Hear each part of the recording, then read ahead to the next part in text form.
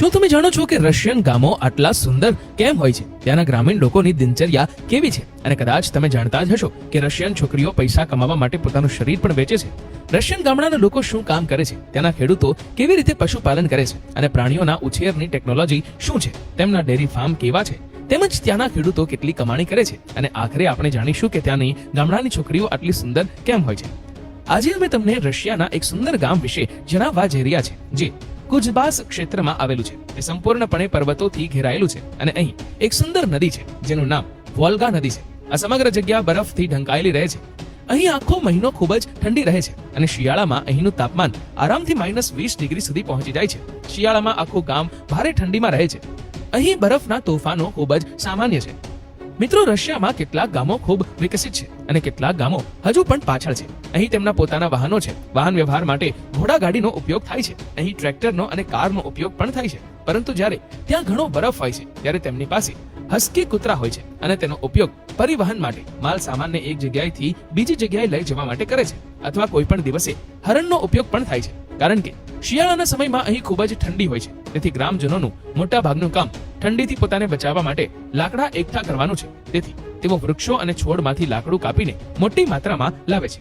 તે સિવાય પાનખરમાં બહુ ઓછી ખેતી થાય છે. એટલા માટે અહીંના લોકો નજીકના તળાવો પર ખૂબ આધાર રાખે છે. પરંતુ પાનખરમાં અહીંનું આખું તળાવ બરફથી થીજી જાય છે. તેથી આ માટે તેઓએ આ તળાવમાં છિદ્રો બનાવવાના હોય છે અને છિદ્રો કર્યા પછી તેમની પાસે જે પણ માછીમારીની જાળ હોય છે અથવા માછલી પકડવાના કોઈ પણ સાધનો હોય છે તે આ છિદ્રોમાં નાખવામાં આવે છે અને પછી લાંબા સમય સુધી તેની રાહ જોવામાં આવે છે.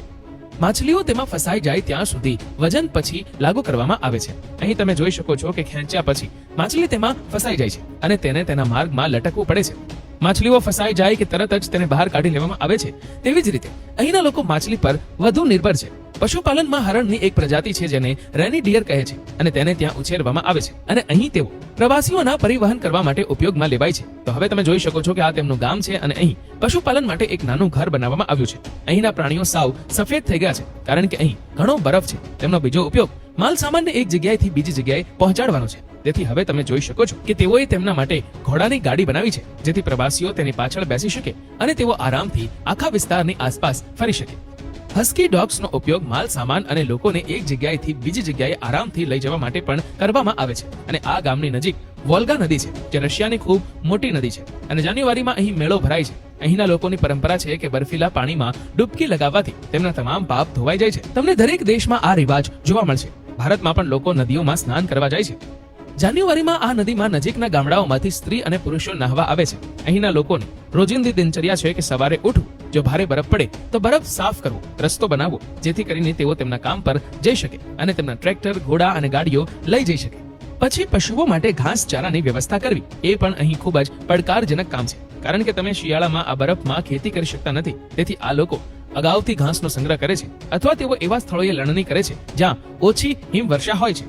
આ લોકોએ અન્ય સારી જગ્યાએ પોતાના ઘર બનાવ્યા છે. રશિયાના સરહદી વિસ્તારોમાં વસ્તી ઘણી ઓછી છે, પરંતુ તેની પાસે ઘણી જમીન છે અને તે લોકો પશુપાલન પર સૌથી વધુ આધાર રાખે છે. તમને જણાવી દઈએ કે તેઓ મોટા ભાગે ગાય અને ઘેટા પાળવાનું પસંદ કરે છે. એક ખેડૂત પાસે 20 થી 25 પશુઓ હોય છે, જેના દૂધમાંથી તેઓ પનીર, ચીઝ અને ઘી જેવી વસ્તુઓ બનાવે છે. અને આ લોકો ખૂબ મોટી માત્રામાં ચીઝનું ઉત્પાદન કરે છે અને પછી તેને નજીકના બજારમાં સારા ભાવે વેચે છે.